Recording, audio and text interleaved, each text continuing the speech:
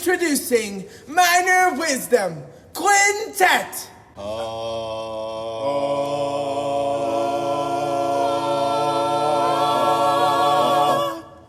One, two, a skittle-diddle-doo. Minor Wisdom. Oh boy, what a week. What a week. There was an email that went out. I believe most of you got it, especially if you've already registered for TXETA. Yeah, the wording was it wasn't very straightforward, but the in-person, live, whatever you want to call it, Galveston version of TXETA is unfortunately very disappointingly canceled. Not disappointing in the people that had to make those tough decisions, but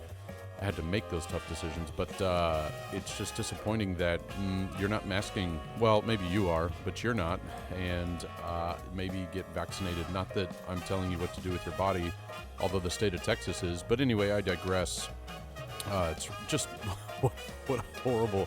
If you just look back at this week, just what a horrible week for people that care about letting people make decisions for themselves. But it's whatever. But the irony, I guess, not to get too political, the irony is our governor said, hey, women, you can't make decisions anymore for yourself. It's not your body. It's the God's body. I don't know.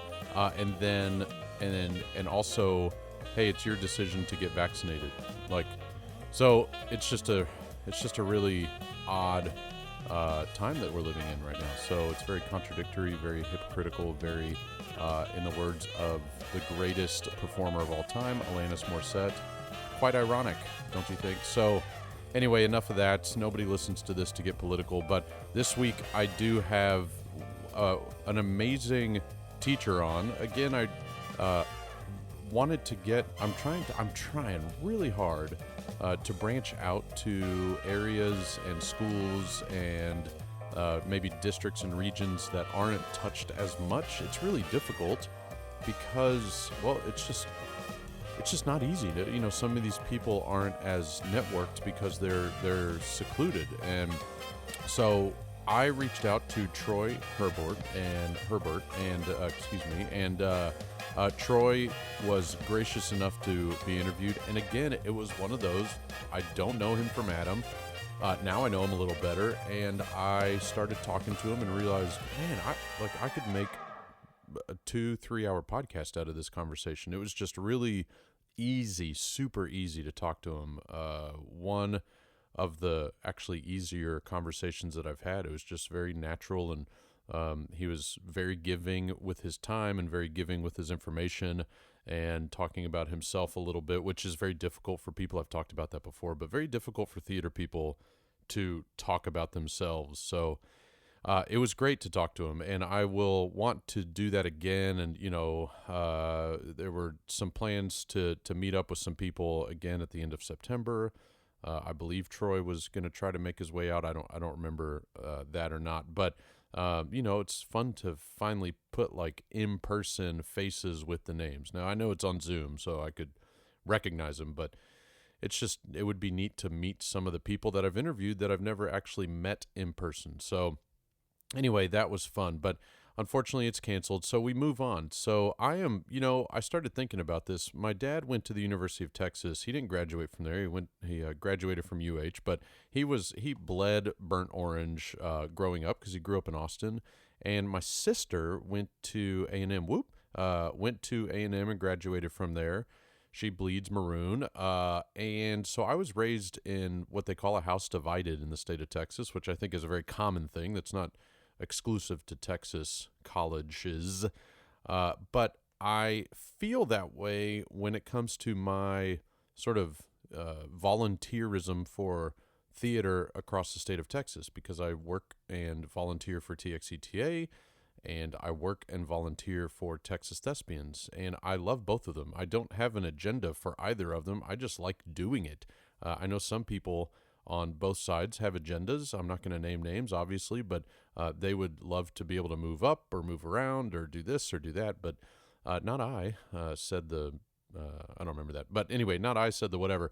And so I now move on to TTEC. Actually, as I record this, I'm about to get on a call with the amazing Darla Jones. I feel like I should say Dr. Darla Jones, but talk to Darla about getting the guest artist planned for TTEC. Obviously, we're planning it because it's in January, and we hope that everything by then has slowed down. Please, dear Lord. I really hope it's slowed down, but because I would just, I don't want anything to keep getting canceled. But we are in the planning stages for that. So there'll be some stuff released about like, hey, girl, you want to teach at TTEC? We're going to try to make it real intimate and customize it real nice and make it real purdy and stiff. So TTEC is not too far away. It's late January, so it's already in September. So we've just got a few months, and obviously, big festival registration starts this week for the Texas Thespian State Festival. I don't believe we are taking students. My school, again, private, has decided not to travel, at least for now. So that's unfortunate, but the festival is still happening, and I really hope that people are able to make it and be safe about it and mask up and all that kind of good stuff. And maybe, you never know, maybe by Thanksgiving week, that things will slow down as well. You have to hope, you have to be optimistic, and be all good with that. Another thing happening is we're building Grease right now. I've never done Grease. Apparently, a lot of high schools don't do it because, well, the hand jive. Awkward. Anyway, so we are building that right now, and it's it's fun.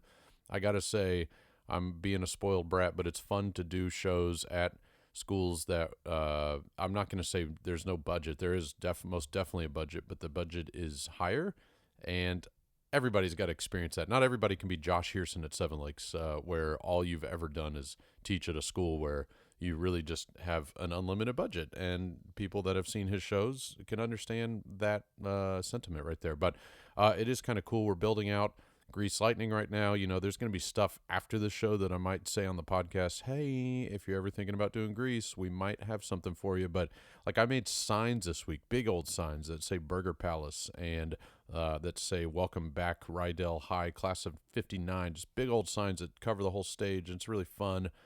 I just really enjoy my job. Have I mentioned that? So anyway, I hope everybody's doing well. I hope everybody's healthy. Another shout out to Annie. I just keep on thinking about you. So whatever you do, give a little prayer up for Annie. And I know some people have had some tough times recently. Shout out to Sammy too. I don't know if you're listening to this, but you know what I'm talking about. I hope you're doing okay. But anyway, enough of that. I want you to hear this amazing fun time that I had with Troy Herbort, and he was just a ball of fun. So give me a shout out on the Twitter, on the Facebook. Leave me a review, whatever you want, and I will talk to you cool cats next week. So my journey in theater is maybe an interesting one. I grew up in a small town. Well, when Fredericksburg, Texas was a small town before it became the tourist industry that it is now.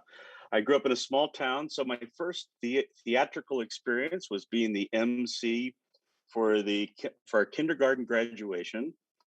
And I remember like in second or third grade, I got to play Snoopy in a production of a classroom production of Your Good Man Charlie Brown, and no stages or anything, just a classroom thing. And then when I was in high school, Laverne Loving was my high school drama teacher, and she was also my English teacher, and she had put up a sign saying, looking for plays for next year. And so this was in the 80s. And she said one of the possibilities was to do MASH. And I was a huge fan of the TV show MASH. And so we didn't have enough guys show interest. And so being the band geek that I was, I rounded up all of my band friends to come out and be part of the show. And so I guess MASH probably got me hooked. And then I tried to run away from theater and not do it. I'm not sure what that was about. And did theater all the way through, but it was just like a hobby, right? All the way through high school. And then decided I was going to be a landscape architect major at Texas A&M University, and lasted about a semester in that program. Got to see Martin Landau play the role of Dracula at a touring show that came through. And I remember sitting in the audience, turning to my high school friend saying, man, I miss theater. I miss this. I think I'm going to take a theater class next semester. Now, being uneducated about college or any of those things, because my folks didn't go to college, and so everything was new about this experience at A&M. I went to my advisor, and I know I said, I would like to take a theater class. And he filled out paperwork and he stamped some things, and he said, go to the College of Liberal Arts. Okay, so I went to the College of Liberal Arts, and they looked at the paperwork and they went, boom, boom, boom, boom, boom. Go to this building, find Robert Wank, and talk to him about taking a class, what classes you need to take. I said, okay, so I walked to that building, and he punched some things into the computer, and he stamped some things, and he looked up at me and shook my hand and said, congratulations, you're a theater major. Now, I didn't go running from that. I walked back to the dorm and went, well, this is going to be interesting. So Texas A&M was not known for its theater program, but Roger Schultz was the head of the theater program. Coach Wank was the experience on the campus, and Roger built an incredible program over the next 4 years. I had opportunities to work with members of the Royal Shakespeare Company. We had Jeffrey Dench come in. That's Judi Dench's brother, played our King Lear when we did King Lear. And so didn't know where I was heading with this degree. Roger says, hey, you want to make some money this summer? I need you to run a summer theater camp. I'd never been to a theater camp, but he said, here's the script you're going to do, have fun. I did that, and I did have fun. And that's when I realized, I don't have any real aspirations to try to do this as a professionally, as a performer or a director. But I really loved working with kids and doing theater. I fell in love with it almost immediately. I then had the opportunity to work with Dr. Roberto Pomo.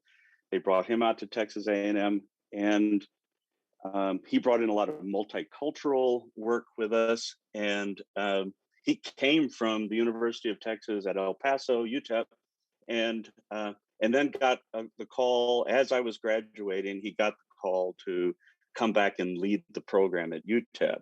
And so he says, hey, you need to come out and do this. We just so happened to be working on a show that we were going to take out to El Paso for the Siglo de Oro Festival, which is a festival that they hold at the National Park here that celebrates the age of Golden Theater, the Spanish Golden Theater. I get out here, work with another professor from UTEP, and he says, there's a job opening here. I think you'd be really good at that job. So my wife, I was married by that time, my wife and I drove out to Socorro High School on the far east side of El Paso in the middle of cotton fields. The wind was blowing dust across the street. And I thought, I told her, I said, this better be good. And walked on to a beautiful new facility. And long story short, I ended up with the job, and that's my first job. So I've been out here at Socorro for 32 years, working with the Socorro Bulldogs, and our Teatristas is the name of our theater company. And so that was 32 years ago that we made that move. So this week I started my 32nd year at Socorro High School. Wow. Good for you. How many Socorro theater shirts do you own? I have a stack, right? Yeah, you're right. I have a stack in my I just closet with this intention of one day it's yeah, going to be a like a quilt. quilt. Yeah, I was gonna say, I taught the most I've taught in a school is 7 years at one school, and uh, the I made a quilt during the during COVID time, COVIDcation, if you will, and so I can't imagine the quilt you're gonna make, but good for you. So 32 years. So as you've seen the program, kind of obviously it's become yours. Uh, what are what are some of your proudest moments that you've had now uh, as a theater teacher? And I know there are way too many to choose from. I understand that, but narrow it down to a handful that are just kind of those moments that you've had as an educator in your program, or even outside of your program. Because there are quite a few theater teachers that do other things within the Mhm. school, within the community. So what are some of those stories you've got? Well, my one of my favorites is I mentioned Jeffrey Dench. We I was lucky enough to have, the timing always just has to be right in these things.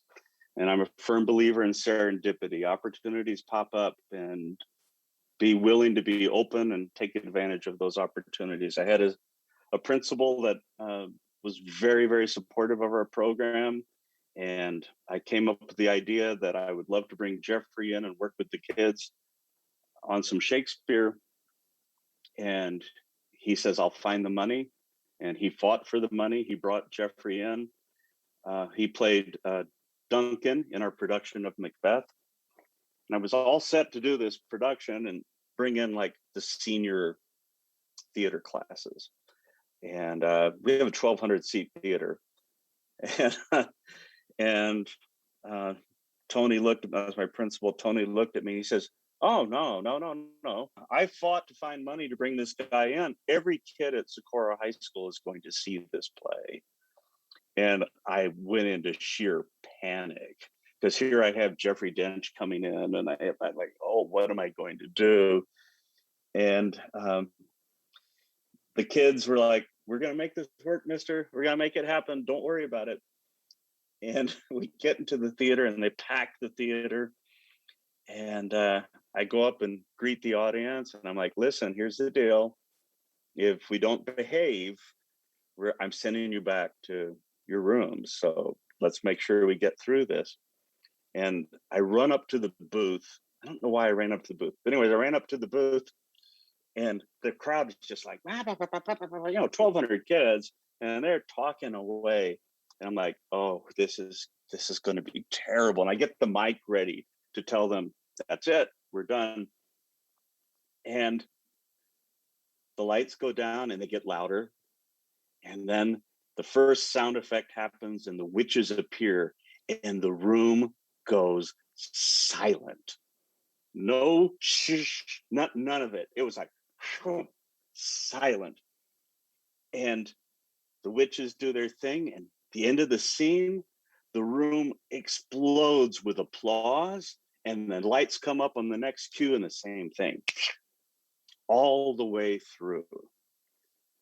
So in between, at two performances, in between two performances, as I walked to the office to, do the office things you have to do, I had kids high-fiving me in the hall, like, "That was so cool, mister." I mean, the thugs of the thugs and the smarts of the smarts and the shy of the shies were so excited to see Shakespeare. And that was just it's hard to top that one.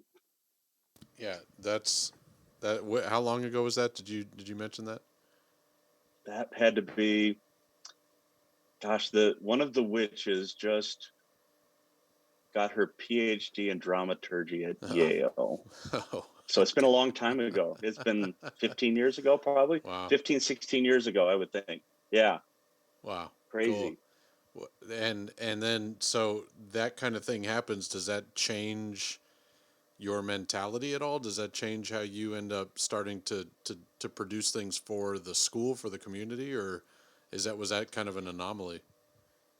Well, I think for me, it said we can do anything, right? We can do. Um, Suddenly, I wasn't like, well, is that not appropriate's the wrong word, but is it something that our community will accept? Is it something that our community will enjoy? And I think it opened up the doors for me to just think more openly about what was possible. So since that time, we've done, everything from original works to Moliere to, well, Yeah. anything that Moby Dick the musical. We did Moby Dick the musical, which I think right now would get me fired. But Yeah.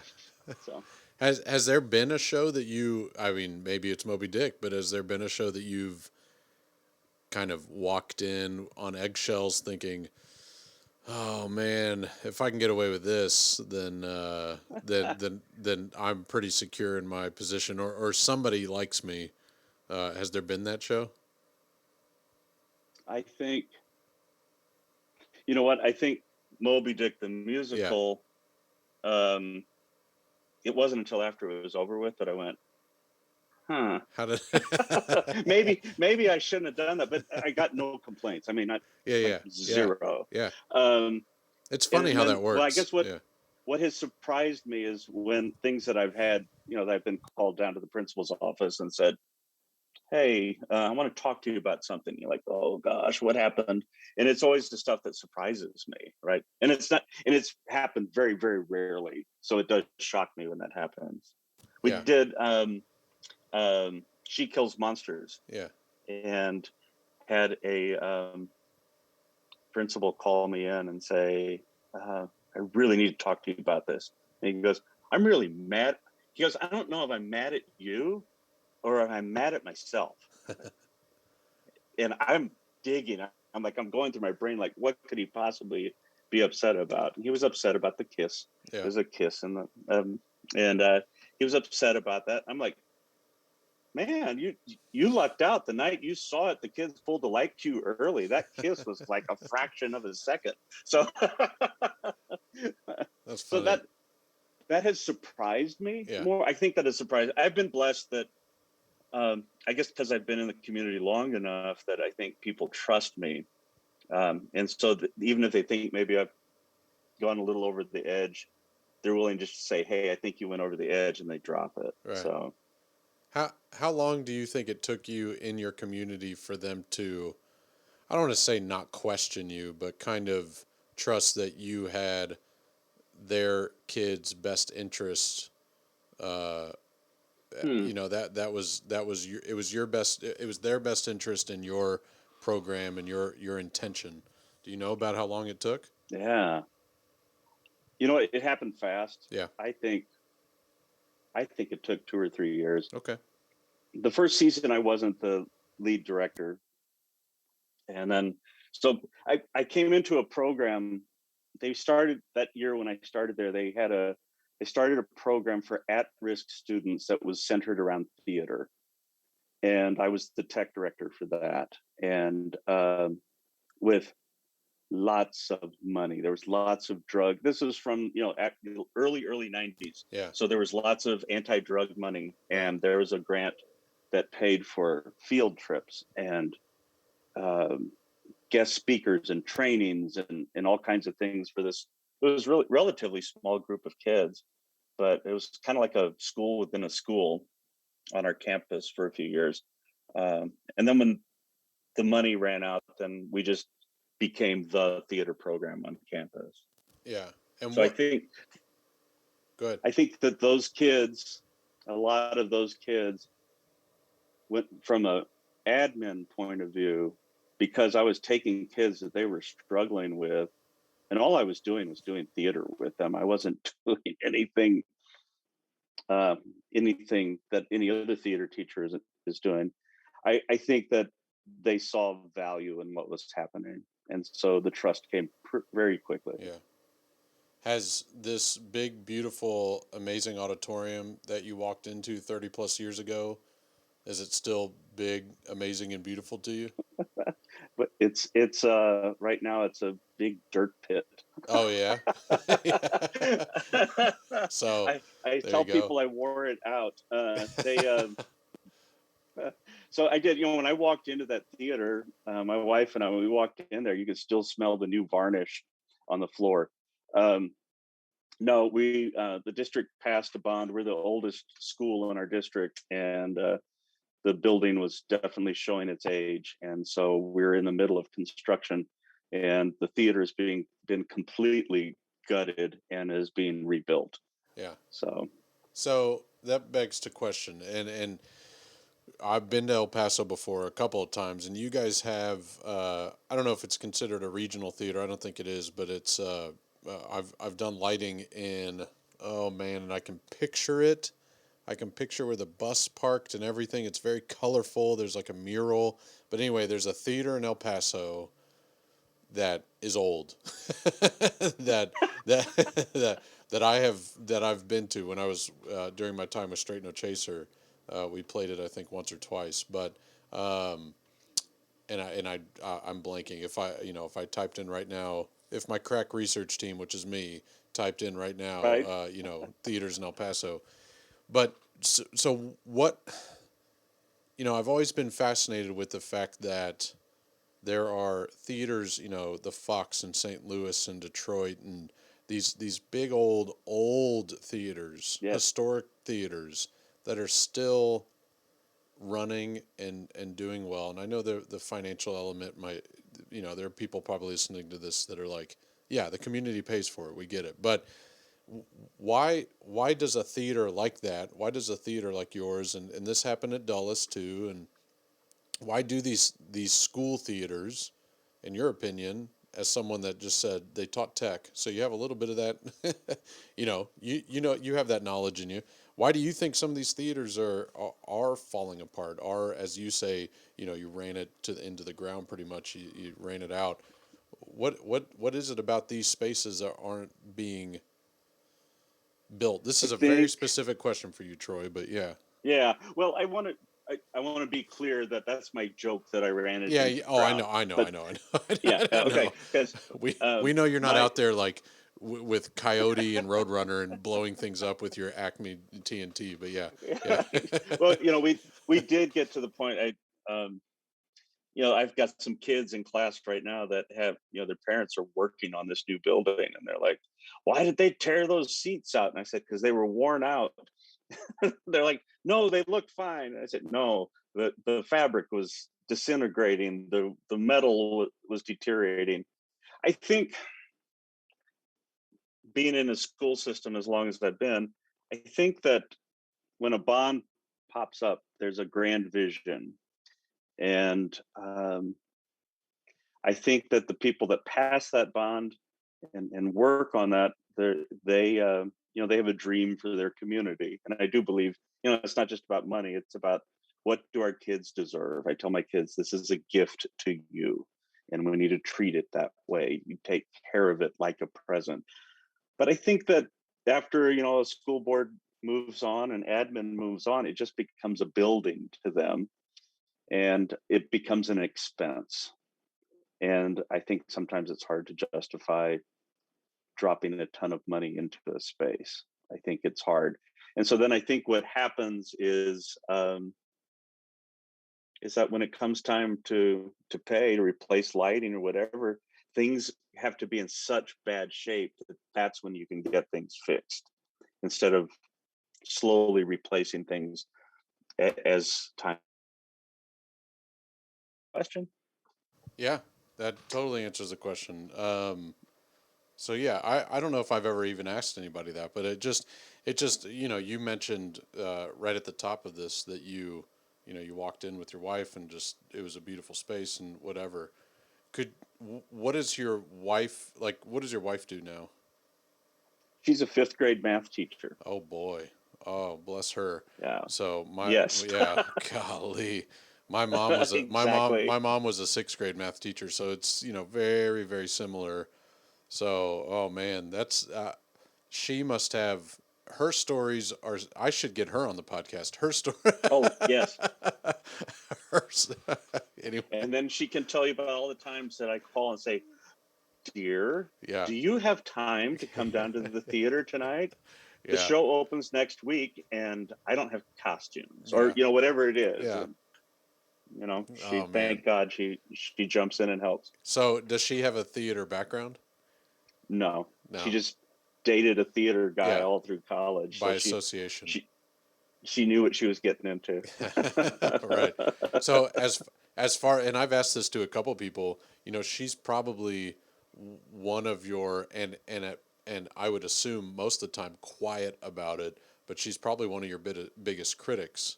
Uh, but at the same time, also knows when not to speak to you about a show because she probably understands the stress you're going through. But has there been a time that her opinion or her feedback has kind of changed or I don't want to say swerved, kind of. I'll just stick with Mhm. changed. I'm not an English major, so my vocabulary is not very good. But that kind of changed the direction you were going, or maybe gave you that light bulb moment that said, "Oh yeah, I could do that with this character, or that character, this show or that show." Has she ever been able to give You know, that kind of opinion now? she's been really good about, because we talk about everything. So she's been really good about seeing the kids' journey in a show. So even if she hasn't met them, she knows their stories. um, so, but I think she absolutely. I mean, she'll come in, she'll go, "Well, that doesn't work." I don't, I don't know. Well, I no, that costume is not going to work, or no, that scene doesn't work. She has both of our boys were in the program, and so she watched them grow up in the theater as well, and so she's pretty good about just letting things be, and then later on Right. saying, I think, or wasn't my favorite show, but I enjoyed the kids. That's funny. Yeah. That's good. It's good to have that kind of honest feedback. It is. I gotta go back and explore the mash thing. So you said that. Ah, So there's a. I didn't know there was a. Is this a play? yeah, it's a play that's based on the movie, Okay. So I. or the characters are from Yeah. the movie. So Tim Kelly did the adaptation. I played Walt Waldowski, the painless Polish poker parlor and dental clinic. You Yeah. guys have any trouble with your tusks? I'm the man to see. On Wednesdays and Fridays, you run bingo games. Helps relieve the tension. Okay, so I still remember that. I don't, that's great. I don't think I've ever. I don't think I've ever had anybody quote something that was from their, original story. There, that's the root of your theater beginnings. That's really great.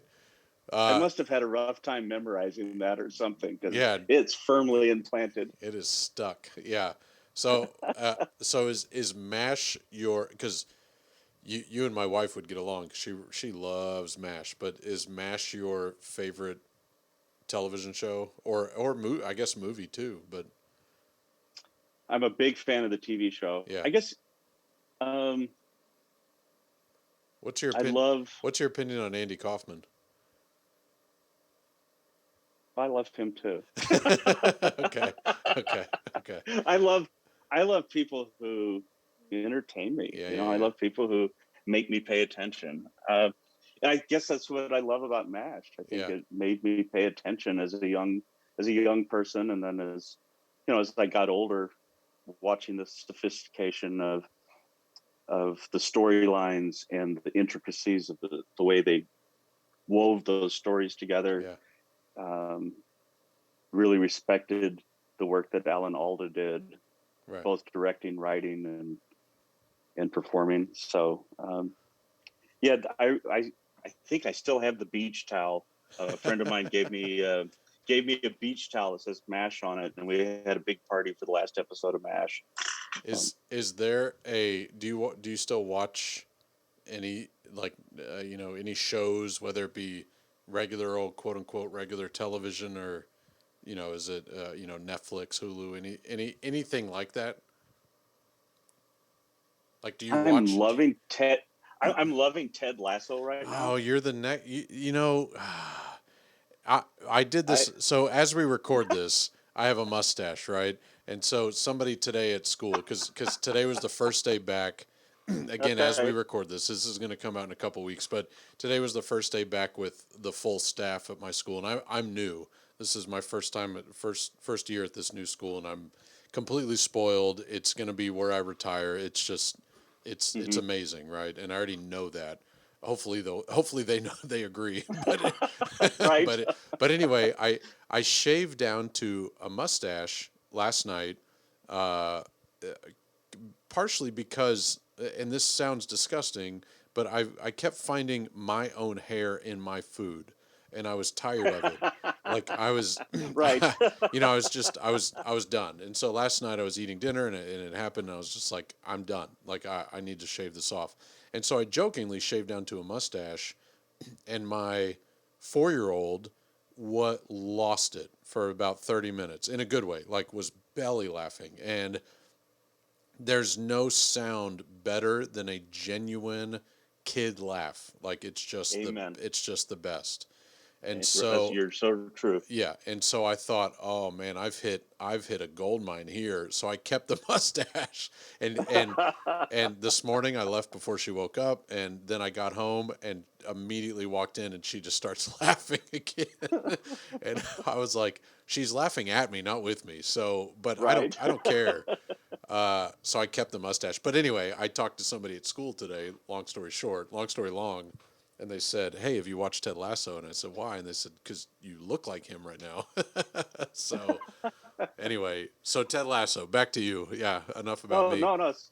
I what I love about Ted Lasso is, and I'm still in season one Yeah, because I was too cheap to pay for sure. my Apple um, subscription. But anyway, I love that the whole idea of this concept of creating this series from from a commercial. I Yeah, think it was yeah, like from yeah, a commercial, and then I think, but there's so much awfulness, if that's a word, in our world right now. And Ted Lasso is, I keep going, he's so nice yeah, and funny, but his heart is amazingly strong. And I think that we don't see enough of that in the world. And I think that's what I love. And it's clever. The characters are clever. I told our tech director, I said, I don't know, how do you get the chemistry in a cast that fast? Because like back when MASH and Cheers and all that, some of those shows took seasons before they really connected. And these modern shows, which I know there's a lot of money writing on them, but boy, they develop chemistry fast, and yeah. their writing is so good for their actors. So I admire that. Well, I think, you know, if we this is getting into a deep dive, and again, that's the format of my podcast. Is there is no format. Is we just have a conversation. But you know, and maybe this is me showing my generation, but I think this is going to sound crazy, and I hope people just run with me with this. I think Adam Sandler had a lot to do with the idea of just have your friends join you, just Mm, just produce stuff with your friends, and people are going to see you having fun. And mind you, this may only work with a comedy. Not this isn't, you know, you're not going to find this with some deep drama or tragedy necessarily. You might, but like Adam Sandler did these comedies that were just with his friends, and they're it's true. you know, whether you think that they're funny or not, they have stood the test of time.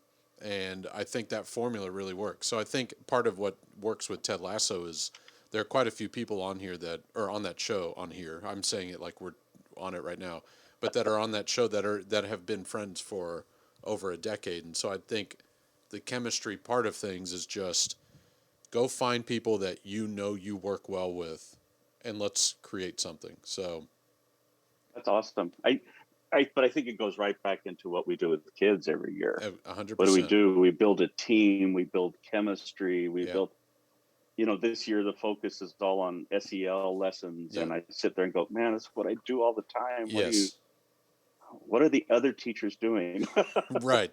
So yeah, I think you're right. And that's So that. speak on that a little bit, because there are a lot of new teachers. I just talked to one actually. There are a lot of new teachers that listen to this podcast to kind of get and I didn't know this until probably 60 or 70 episodes into this podcast, that a large majority of my listeners are they're Billy Dragoo, Julio Morales, and then new teachers. Those are that's it. That's my fan base. So Oh, funny. but the new teachers listen to this to kind of get that idea of maybe it's reassurance, maybe it's ideas for their classroom, whatever it might be. But you just said something that resonates, and that is that this SEL stuff that almost everybody throughout the state and maybe even beyond is working on right now. We already do that. So is there something that you can tell a teacher that might kind of be thinking, why am I having to learn this? Why are they teaching this to me? Am I doing something wrong? Is it something that that they're not seeing in me? What is it about SEL that we can, is there something in SEL in the Mm. training that we can kind of gravitate to, get trained from the silver lining? We're all sitting in these PDs going, ugh, I already do, Right. I already do this. What is it that we can still take away from some of this stuff? And maybe it's as easy as just saying it's affirmation, but It what is is, yeah. affirmation. So I think, I but want you to speak on it, Lee. I'm not gonna discount that. I think most, I'm making a guess here. Most theater teachers in the state and across the country probably work by themselves. And so they can't go across the hall and look and see what the other teacher is doing. Or if you're in my situation, like I have a fabulous um, tech director, and she does amazing things. I'm blessed with that, but she teaches different classes than I do, so even that is different. But I think the affirmation is so incredibly important. Yeah, I think at many times it's lonely being a theater teacher, because the perception on campus is that, well, you're just having fun, or, well, only the kids who want to be in your classes are there, which neither of those things is true. But so I think in those trainings, I think it's important that you go, oh, okay, I could steal that, which we're really good at doing. I could take that little thing and then return it into a bigger activity or something. And then I'm just going to say that take time to do that SEL, do those bonding things. It's the payoff. The payoff is so huge if you can pull a group together and make them feel safe and make them feel comfortable and make them feel heard. You're not just teaching theater; you're changing some lives.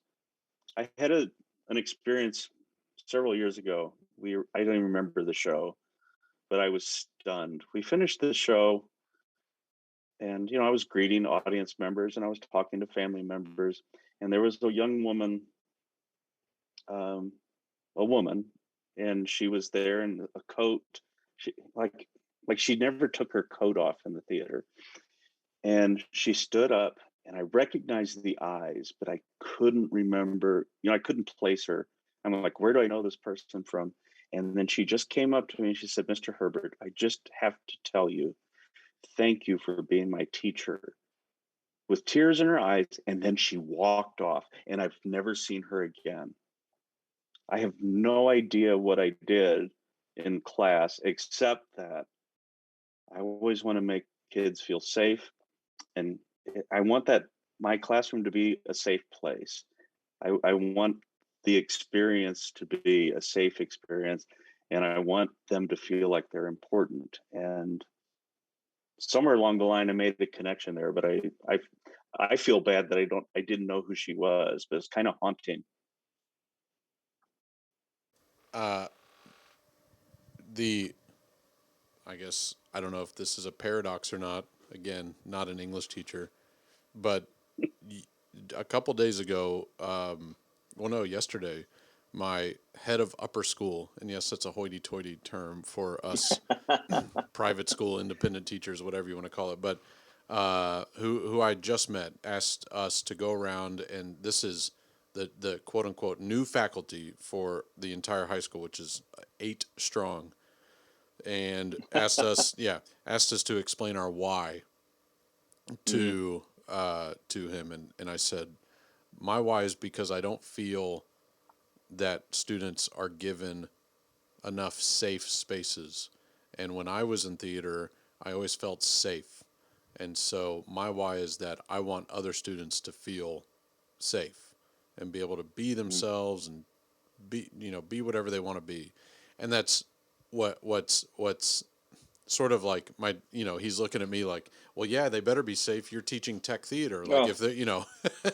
you know, if they're not safe, we shouldn't have hired you. But it's not that kind of safe. And yes, yes, I want them to be. Right. I don't want them to chop off a pinky, with a saw. But that's not the kind of safe I was referring to. And so, for you to say that is affirmation for me. Not to age you, but I've been. This is my 12th year, so it Okay. is. Right. We have a gap, if you will. Just because you're in year what'd you say, 32? 32. Just because it's 20 more years doesn't mean you're 20 years older than me. It just means you got an earlier start. That's all it means. There we go. I Yeah, like yeah. that. Uh, so, but I appreciate you saying that, because for me and for other people that I think are sometimes afraid to admit that it's okay that safe is the answer. That's okay that it's okay that you don't need to say, hey, I want the best one act play. That's my Mhm. goal, and I think there are a lot of teachers that are afraid of that not being their goal. To Kids can't, well, I think all individuals, but kids in particular can't create if they don't feel safe. Yeah, yeah, So that's your foundation. That's your bedrock, or the soil in the garden is yeah, that safe place for them to grow into. I think it's a challenge now. yeah, It was easier when I was a younger teacher. I think phones and um, social media have made things. There are things that now go on that you aren't aware of, and sometimes we find out about what's really happening too late, and that's a challenge. yeah. So you got to really keep your ear to the ground. Really have to keep your ear to the ground to maintain that safe space that you have. Okay, so I want to get you out on this, and you just kind of alluded to it, and you started going into it, but we'll build on it. So for those teachers that are out there that aren't sure how to build that safe space, or aren't sure if they're even building a safe space, and probably are, what is some advice that you can give to a teacher? And it doesn't have to be a new teacher. It could just be a teacher that at the moment is just maybe having apprehensions, or there are a lot of theater teachers out there that are now in their third or fourth year, but for the last almost 2 years now have not had a traditional classroom. So they're second guessing or not sure, whatever. Do you have some advice, some words of wisdom? Every time I say wisdom, by the way, this tells you how much of a Texas theater person I am. I think of Larry Wisdom, but anyway, that Right, I I digress. do too. I digress. But anyway, that's really sad and unfortunate. We need help. But anyway, Right. what sort of advice could you give those people that says, hey, if you just kind of hit these points and make sure the kids are this and that, then it's going to be okay. It's okay. Like the students are safe. You're making a safe environment. You're creating a safe environment. Do you have some sort of Right. words of wisdom? And if it has nothing to do with that, I don't care. Give me some words of wisdom. Uh, well, one, be forgiving of yourself because you're this is a high stress job, and I don't say that lightly. I Before the pandemic, it was hard, and during the pandemic, I don't know what your situation was, but during the pandemic, out here in El Paso, it was incredibly difficult because we never went back to school. We never went back on campus, and now the kids are a little different this year. So we've just finished. We're finishing up week 1. So it's so remember that what you're doing is incredibly difficult. So that's my first bit of advice. 2, learn how to forgive yourself because you're going to mess up. 3, model to the kids how to apologize. That's good. It's for them to see somebody, hear an adult say, "I'm sorry, I really messed up and I didn't mean for this to happen," is worth a lot. And then never stop growing, learn. So find somebody to follow, find somebody to latch on to, find a mentor, find, I told my kids today, you need to find a mentor because I have one. When I grow up, I want to be that person, even though that person is only 3 years older than me. Yeah. You need to do that. Minor wisdom.